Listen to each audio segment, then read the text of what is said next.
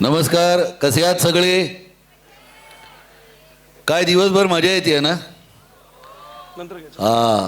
मी मगापासून आतून काहीतरी प्रश्नोत्तर ऐकतोय, लोकांचं बोलणं ऐकतोय. आणि आज दिवसभरात विजू माने सर असतील, संजय जाधव सर असतील, किंवा आता रोहन आणि शंतनू यांच्यासारखे मोठे कास्टिंग डिरेक्टर असतील, यांच्याकडनं तुमच्या प्रश्नांची यथायोग्य उत्तरं मिळाली असतील अशी मी अपेक्षा करतो. आणि सुजित सावंत पण होते. अरे वा वा वा वा. म्हणजे वेगवेगळ्या क्षेत्रातली सगळी अशी माणसं होती ज्यांनी तुम्हाला वेगवेगळ्या प्लॅटफॉर्मवरती काय काय कसं कसं चालतं ते सांगितलेलं असेल. गप्पा मारायला सुरुवात करू? नक्की. मला यावं लागते म्हणून शंतनू आणि ह्यांना थांबवलं आहे असा अर्थ काढू नका. रोहनला वेगवेगळ्या वयोगटातले खूप मोठी मोठी माणसं मला इथे दिसत आहेत. नमस्कार आजी. मावशी कशा आहात तुम्ही? तुम्हीच हां, कशा आहात तुम्ही? तुम्ही पण शिबिरार्थी आहात? हां, नाही, मी त्या विचारतो त्यांना. मला वाटलं ह्या पण शिबिरार्थी आहेत, पण ह्या पण जर शिबिरार्थी असतील तर मला जास्त आनंद होईल. नाही, बसा बसा बसा मावशी, बसा बसा बसा. कारण काय, कुठल्या वयात अभिनय क्षेत्रात पदार्पण करायचं याचं काही परिमाण नसतं आणि याचा काही असा ठोस असा नियम नसतो. आपल्याला कुठल्याही वयामध्ये नाटक, चित्रपट, मालिका आणि आता चौथं वर्टिकल सुरू झालं आहे, वेब सिरीज, याच्यामध्ये काम करण्याची संधी मिळू शकते. आपलं यथायोग्य कुठलं तरी रोल आपल्याला तिथे मिळू शकतो.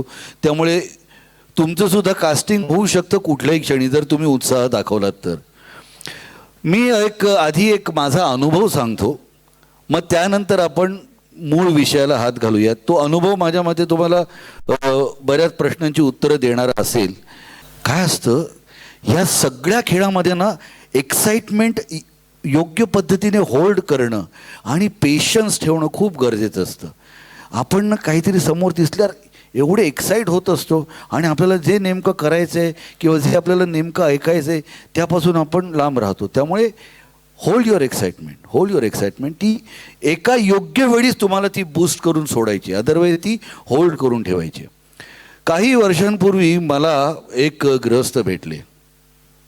मला म्हणाले की मी चार्टर्ड अकाउंटंट आहे, मी तलत अझीज यांचा चार्टर्ड अकाउंटंट आहे, मी अनेक मोठ्या मोठ्या लोकांची अकाउंट्स हँडल करतो, टॅक्सेशन करतो, आणि आता इतकी वर्ष काम केल्यामुळे आता असं झालं की सगळं ऑटो पायलटवरती बिझनेस चालू आहे.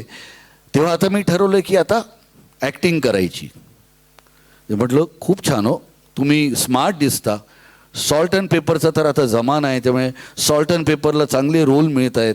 आता इन वोग आहे सॉल्ट अँड पेपर, तुम्हाला चांगले रोल मिळू शकतात. पण तुम्ही आधी कधी नाटकातनं, चित्रपटातनं किंवा कधी काही काम केलं होतं शाळा कॉलेजमध्ये? नाही, आयुष्यात कधीच ॲक्टिंग केलेली नाही आहे.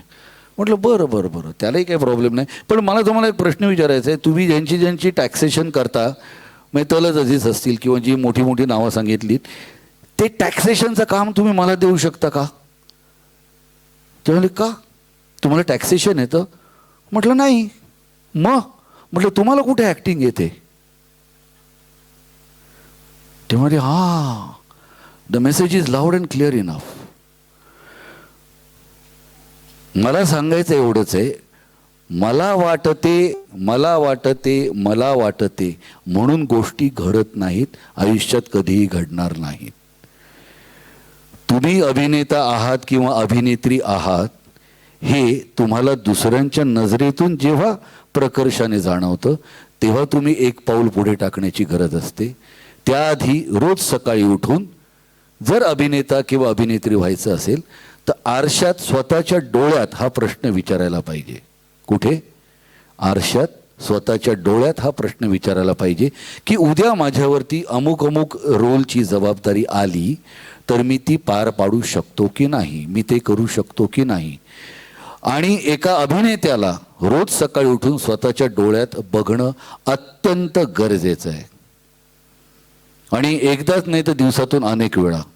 तुम्हाला उद्या एखादी भूमिका मिळाली आणि तुम्हाला संवाद मिळाले, तर ते संवाद पाठ करत असताना, संवाद पाठ करून झाल्यानंतर स्वतःची जेव्हा तुम्ही तालीम करता, रिहर्सल्स करता, त्यावेळी सुद्धा तुम्ही आरशात स्वतःच्या डोळ्यात बघून तालीम करणं गरजेचं आहे. मुळात सध्या खरेपणाने तुमचा चेहरा दाखवणारे आरसे उरलेले नाही आहेत.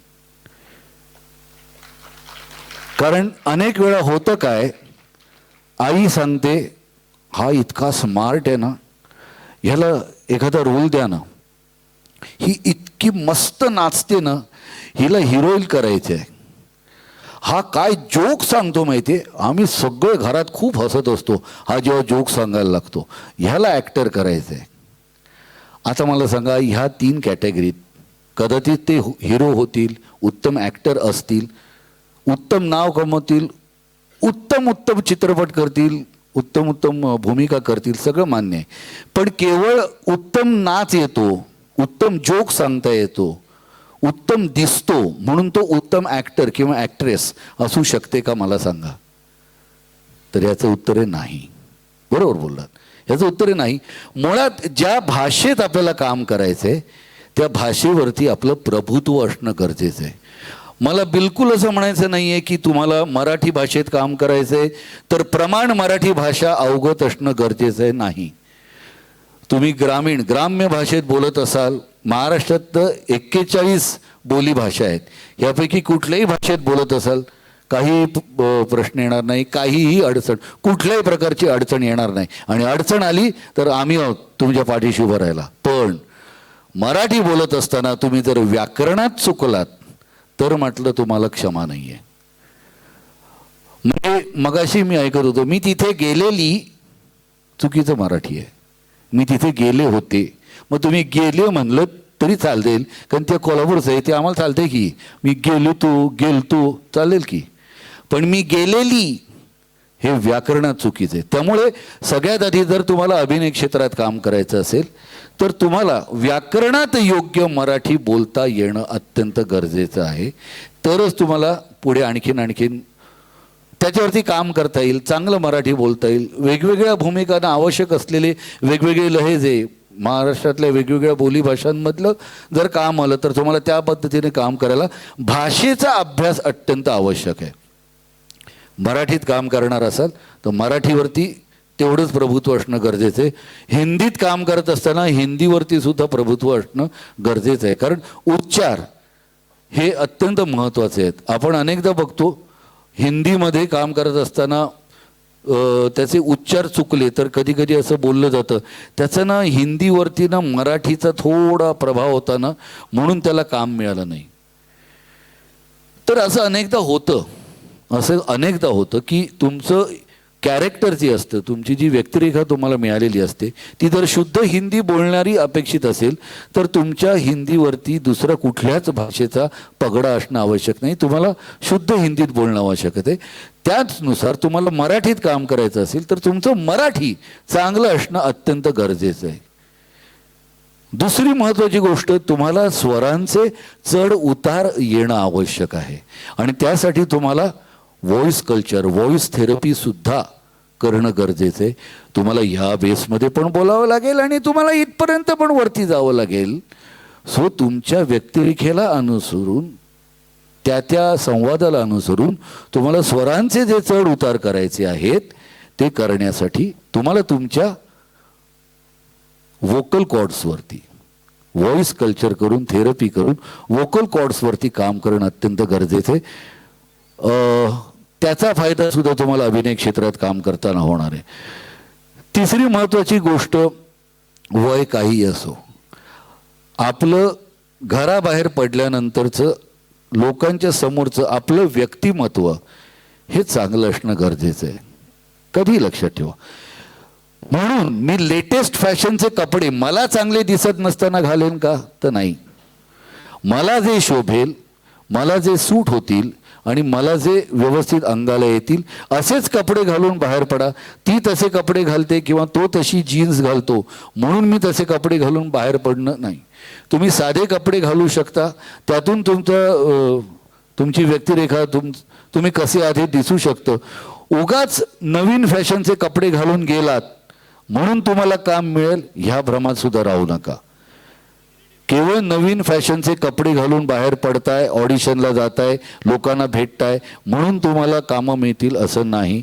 कपड्यांवरती कामं ठरत नाहीत, कपड्यांवरती कामं मिळत नाहीत. तुम्ही योग्य दिसणं अत्यंत गरजेचं आहे. पुढची महत्त्वाची गोष्ट म्हणजे जर तुम्हाला अभिनय क्षेत्रात काम करायचं असेल तर तुम्हाला स्वतःचा मेकअप स्वतः करता यायला हवा. माझा चेहरा कसा आहे हे मला कळणं गरजेचं आहे. माझ्या चेहऱ्यात जर बारीक कुठची उणीव असेल, माझ्या चेहऱ्यात एखादी गोष्ट, माझे डोळे चांगले आहेत तर ते अधिक चांगले दिसण्यासाठी काय करावं, मला गालाला खळी असेल तर ती अधिक चांगली दिसण्यासाठी काय करावं. कळलं? तर हे तुम्हाला स्वतःचा मेकअप स्वतःला करता यायला पाहिजे. बेसिक मेकअप तरी तुम्हाला करता यायला पाहिजे. त्यामुळे ही सुद्धा अत्यंत महत्त्वाची गोष्ट आहे की माझा चेहरा कसा आहे, माझा चेहरा कसा हलतो, माझा चेहरा कसा. पुढची महत्त्वाची गोष्ट, श्वासावरती कंट्रोल ठेवता आला पाहिजे आणि त्यासाठी श्वसनाचे व्यायाम करणं गरजेचं आहे. कधी कधी असं होतं की तुम्हाला पल्लेदार वाक्य असतात. आता मी सूर्याची पिल्ले या नाटकात काम करतो, ज्या नाटकामध्ये मी प्राध्यापक वसंत कानेटकरांचे वाक्य बोलतो. दुसरं नाटक मी करतोय लाभले आमास भाग्य, त्याच्यामध्ये मी तुम्ही नव्हेच या नाटकातला प्रवेश सादर करतो जेव्हा मी आचार्य अत्रे यांची वाक्य बोलतो. तिसरं नाटक मी करतो आहे घाबरायचं नाही, ज्याच्यात रत्नाकर मतकरींची वाक्य बोलतो. आता मला सांगा, कानेटकरांची वाक्यरचना वेगळी आहे, मतकरांची वेगळी आहे, आचार्य अत्रेंची वेगळी आहे. आणि त्याचबरोबर मी जेव्हा आजीबाई जोरासारखं नाटक करतो तेव्हा मी क्षितिज पटवर्धन सारख्या आजच्या युगातल्या उत्तम लेखकाची वाक्य बोलतो. मग त्याची जी लेखन शैली आहे, त्याचं जी वाक्य मांडण्याची, शब्द मांडण्याची पद्धत आहे, ती सुद्धा मला आत्मसात करणं गरजेचं आहे. ज्याच्यासाठी जर मला पल्लेदार वाक्य बोलायची असतील तर मला माझा श्वास किती पुरवायचा आहे आणि मला कसं लोकांपर्यंत योग्य शब्दावरती जोर देऊन बोलायचं आहे हे मला आलं पाहिजे. योग्य शब्दावरती जोर देऊन योग्य पद्धतीने तो प्रत्यय लोकांना अनुभव येण्यासाठी तुम्हाला श्वासाचा कंट्रोल अत्यंत आवश्यक आहे. त्यामुळे अभिनेता अभिनेत्री म्हणून काम करत असताना या सगळ्या गोष्टींचं तुम्हाला व्यवधान पाळावं लागणार आहे. आणि मगाशी ऑडिशन्सबद्दल बोलणं झालं, त्यामुळे मी सांगतो, मी आत्तापर्यंत 1,00,000हून अधिक वेळा ऑडिशन्स दिली आहेत.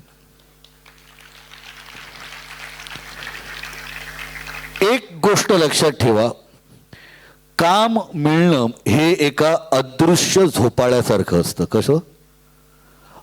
तो झोपाळ अदृश्य असतो. त्या झोपाळ्यावरती एकदा तुम्ही बसलात म्हणजे तुम्हाला काम मिळालं की तुमचा यशाचा झोपाळा उंच उंच जाणार असतो. पण हा अदृश्य झोपाळा आहे, लक्षात ठेवा. त्या झोपाळ्यावर बसायचं असेल तर तुम्हाला उड्या मारत राहणं गरजेचं आहे. कधी ना कधीतरी तुमची उडी त्या झोपाळ्यावर पडणार आहे आणि मग कधी ना कधीतरी तुमचा यशाचा झोपाळा उंच उंच जाणार आहे, हे लक्षात ठेवा. त्यामुळे काम मिळणं हे एका अदृश्य झोपाळ्यासारखं असतं. तुम्हाला उड्या मारतच राहायला पाहिजेत, तर कधी ना कधीतरी तुम्हाला संधी मिळेल. मी डिकोड टोटल हा एक ब्रँड होता, ज्याचं लॉन्च जेव्हा भारतात झालं तेव्हा 3 वर्ष मी त्याचा ब्रँड ॲम्बॅसेडर होतो आणि 3 वर्ष त्यांच्या सगळ्या जाहिरातींमध्ये मी काम केलं होतं.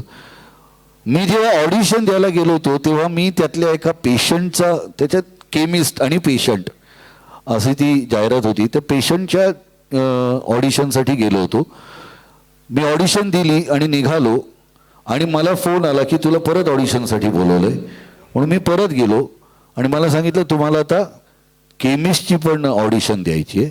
मग मी केमिस्टची ऑडिशन दिली आणि मी भाग्यवान अशा रीतीनं होतो की मी केमिस्टच्या भूमिकेसाठी सिलेक्ट झालो आणि मग मी 3 वर्ष काम केलं. सो मी कुठलं काम आणि कुठल्या ऑडिशनसाठी गेलो होतो आणि मला मिळालेलं काम कुठलं होतं ह्याचा काही ताळमेळ नसतो. ते सगळं त्या त्या वेळेवरती अवलंबून असतं.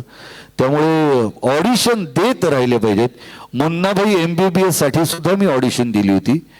लगरो हो मुन्नाबाईसाठी सुद्धा माझी ऑडिशन रोहनने घेतली होती. एक नंबरसाठीचं माझं कास्टिंगसुद्धा रोहन मापुसकरांनीच केलं होतं.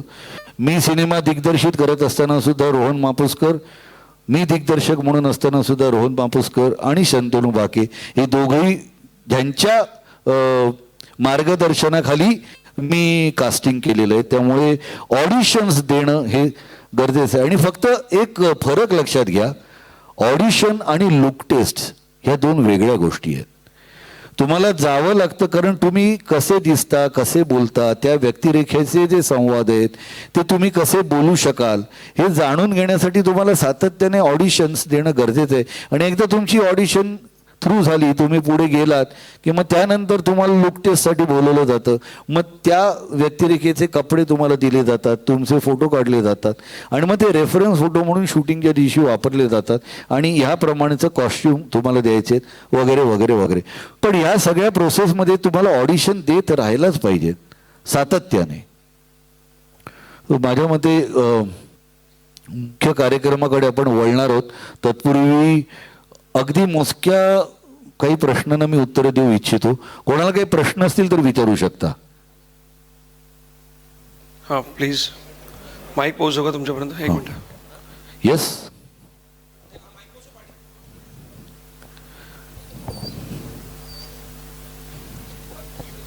हां हां, किती प्रश्न विचार, घाबरत नाही, वेळ कमी आहे फक्त. तुम्ही आमचे आवडते कलाकार आहात. धन्यवाद. अभिनेते आहात. धन्यवाद. मला कोणताही प्रश्न विचारायचा नाही आहे. मला फक्त एवढंच सांगायचं आहे की एवढं सलग मराठी आणि जरुरीपुरतंच इंग्रजी शब्द हा सध्या दुर्मिळ होत चाललेला सुखद अनुभव आमच्या कानाला दिलात तुम्ही, त्यासाठी तुमचे फक्त अरे वा वा वा वा.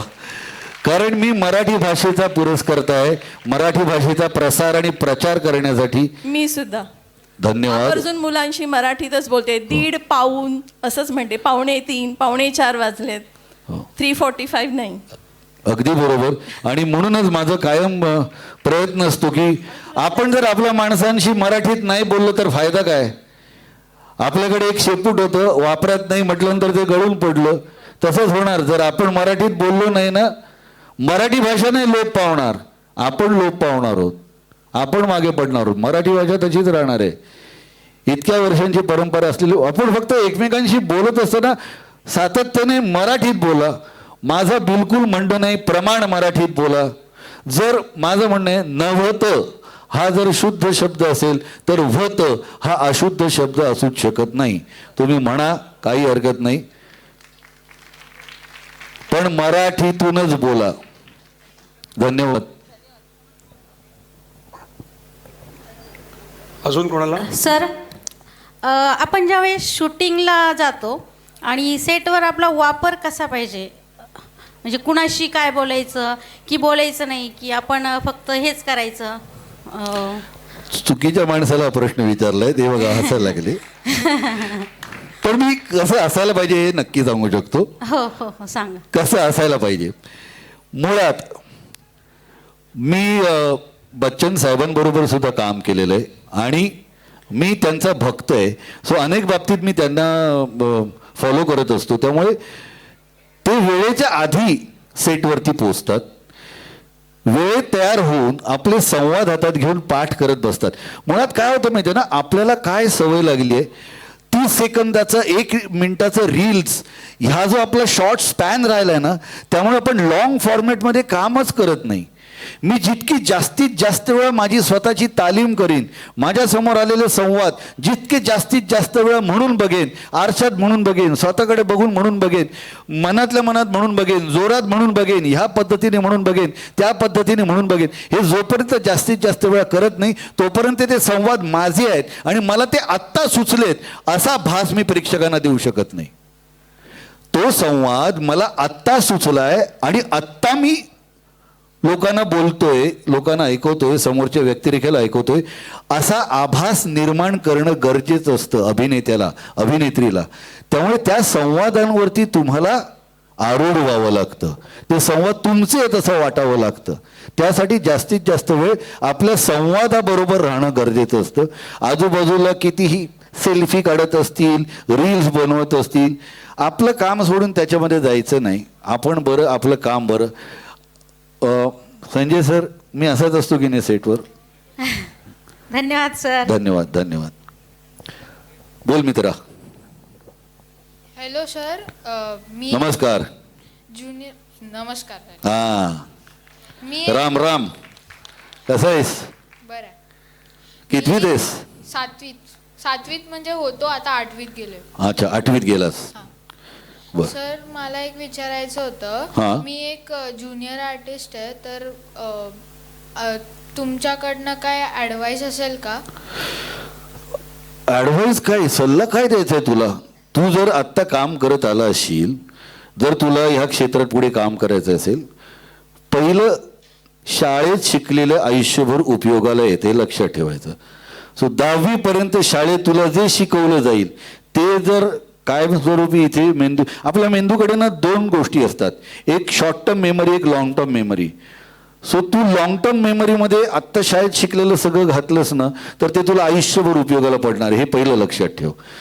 शाळेनंतर जर आईवडिलांची इच्छा असेल की तू हे करावंस, ते करावंस, ते करावंस, ते करावंस, तर तू ठरव तुला काय करायचंय आणि त्या दृष्टीने आत्तापासून मेहनत करायला लाग. वाचन सगळ्यात आवश्यक आहे. तुला जर नृत्य येणं आवश्यक असेल तर कुठल्या तरी डान्स अकॅडमीकडे जाऊन तिथे तू नाच शिकून घे. आत्ता तू जरी ज्युनियर आर्टिस्ट असशील तर तू एकदा कधीतरी हिरो होऊ शकतोस, पण त्यासाठी तुला स्वतःवरती मेहनत घ्यायला पाहिजे. डॉक्टर श्रीराम लागूंनी असं म्हटलंय, आपणच वाद्य आहोत आणि आपणच आपले वादक आहोत. लक्षात आलंय तुझ्या? सो मी जर वाद्य असेल तर मला जर मी वादक म्हणून जर तुमच्या समोर यायचं असेल, मला कळलं पाहिजे. मगापासून मी जे सांगितलंय, मेकअप, व्हॉइस, श्वासाचं कंट्रोल, कपडे, या सगळ्याकडे लक्ष दे. बाकी ते मोबाईल आणि इन्स्टाच्या नादी लागू नकोस. ओके. सगळ्यांना नम्र विनंती आहे, त्या इन्स्टामधनं आणि ह्याच्यातनं जे शॉर्ट फॉर्मॅटमध्ये येतात ना, त्याचं कन्व्हर्जन कधीच तिकिटात होत नाही. ते तिथले तिथे असतं, लोक फक्त असे करत असतात, त्याला काहीही अर्थ नसतो. सकाळी उठल्यापासून पहिला वेळ मी टाईम असतो ना, स्वतःसाठी द्यायचा. उठल्यानंतर, डोळे उघडल्यानंतरचे पहिले 15 मिनटं ते अर्धा तास हा वेळ स्वतःसाठी द्यायचा आणि त्याच्यात मोबाईलपासून पहिलं लांब राहायचं. आलं लक्षात? हां, बस. धन्यवाद. Thank you sir. I think Pushkar sir नमस्कार. नमस्कार. सर, कॅरेक्टरमध्ये शिरणं, आता जेव्हा एखाद्या सेकंडरी कॅरेक्टरला डायलॉग दिले जातात तेव्हा बऱ्याच वेळा असं होतं की तेव्हा त्यांना तेवढा मार्गदर्शन म्हणा किंवा तेवढा वेळ दिला जात नाही. तर अशा वेळेस आपण नक्की ॲज अ ॲक्टर काय तयारी करायची? व्यक्तिरेखेचा विचार करत असताना स्वतः त्या व्यक्तिरेखेला काही प्रश्न विचारणं आवश्यक आहे. मी जर ही व्यक्तिरेखा करत असेन तर मला त्या व्यक्तिरेखेला प्रश्न विचारायला पाहिजे आणि मग परकाया प्रवेश केला पाहिजे. त्या संवादामध्ये सुद्धा अनेक प्रश्न असतात. जर तुम्हाला एखादा संवाद असेल की मी 9 वाजता घरातून बाहेर पडलो आणि वेळेवर ऑफिसमध्ये पोचलो, तर त्या सीनच्या अनुषंगाने मीवर जोर द्यायचा आहे का? मी 9 वाजता घराबाहेर पडलो, हा नाही पडला असं म्हणायचं आहे का? मी 9 वाजता घराबाहेर पडलो, 10 वाजता नाही पडलो. मी 9 वाजता घराबाहेर पडलो, मी वेळेत ऑफिसमध्ये गेलो, मी वेळेत ऑफिसमध्ये गेलो. प्रत्येक शब्दावर जोर दिला तर त्याचा अनुभव वेगळा येतो. सो हा प्रश्न तुम्हाला त्या संवादाला, त्या व्यक्तिरेखेला विचारणं आवश्यक आहे. मग ती व्यक्तिरेखा छोटी असेल नाही तर मोठी असेल, प्रत्येकाला हे करणं गरजेचं आहे. आणि दुसरी महत्त्वाची गोष्ट, अनेक वेळा संवाद नसले म्हणजे मला काहीच काम नाही आहे ह्या भ्रमात कोणीच राहू नका. जे इथे अभिनेते अभिनेत्री व्हायला आले त्यांनी प्लीज हात वरती करा. सगळ्यांनी एक गोष्ट लक्षात ठेवा, रोल छोटा किंवा मोठा नसतो, ॲक्टर छोटा किंवा मोठा ठरतो. भूमिका किती छोटी आहे का मोठी आहे ही लांबीवरनं, संवादावरनं, स्क्रीनवर टाईमवरनं ठरत नाही, तुम्ही केलेल्या कामावरनं ठरते. तो ॲक्टर लहान आहे का मोठा आहे. मला 2च वाक्यांचा डायलॉग होतात आणि मी एवढाच रोल केला आहे, नाही. ते 2 वाक्य नसती तर सिनेमा अडला असता ना. हां, मग ती 2 वाक्य महत्त्वाची आहेत. मी जर दिसलो नसतो तर सिनेमा अडला असता ना, तर माझा प्रेझेन्स महत्त्वाचा आहे. त्यामुळे व्यक्ती किती छोटी आणि मोठी अशी काही नसते. ॲक्टर लहान किंवा मोठा असतो. तुम्ही ते काम किती चांगल्या पद्धतीने करता ते कळत. माझ्यासमोर मला इथे अभिमानानं सांगावंसं वाटतंय, मी झी मराठीवरती एक मालिका करत होतो. तिथे ज्युनियर आर्टिस्ट म्हणून आलेला एक कलाकार होता आणि पार्टीचा सिक्वेन्स चालू होता आणि पार्टीच्या सिक्वेन्समध्ये मारामारी होते आणि कोणाचा तरी खून होतो असा तो सगळा सीन होता. त्यामध्ये ज्युनियर आर्टिस्ट म्हणून आलेला आणि त्याने पार्टी जशी रंगात येते तसं त्याची चढलेली दारू त्याने इतक्या छान पद्धतीने दाखवली आणि त्यानंतर अख्खा सीन संपल्यानंतर त्याला दिग्दर्शकाने विचारलं की तू इतकं छान काम करतोस, तू कुठून आलाय? मग त्याने सांगितलं की मी असं असं विदर्भातला नट आहे, मी तिथून आलोय. बरं, मग माझ्या पुढच्या मालिकेमध्ये पण तू काम करशील का? हो, नक्की करेन. नाव काय तुझं? भारत गणेश पुरे. मला सांगायला अत्यंत अभिमान वाटतोय भारत गणेश पुरेचा की तो तिथे ज्युनियर आर्टिस्ट म्हणून आला होता. आज भारत गणेश पुरे कुठे आहे बघा, मेहनतीच्या जोरावर, स्वतःवरती केलेल्या मेहनतीच्या जोरावर आज भारत गणेश पुरे. तिथे त्याला काही डायलॉग नव्हता, त्याचा फक्त प्रेझेन्स होता. पण तो प्रेझेन्स सुद्धा कॅमेराने आणि दिग्दर्शकाने बरोबर हेरला. धन्यवाद. I think thank you. पुष्करदादांसाठी जरा जोरदार टाळ्या झाल्या पाहिजेत. धन्यवाद. छान आपल्याला संबोधित केलंय आणि मी विनंती करतो चित्रपट सेनेतील पदाधिकाऱ्यांना, विशेषतः संदीपजी, आपण हा सन्मान करायचा आहे पुष्करदादांचा.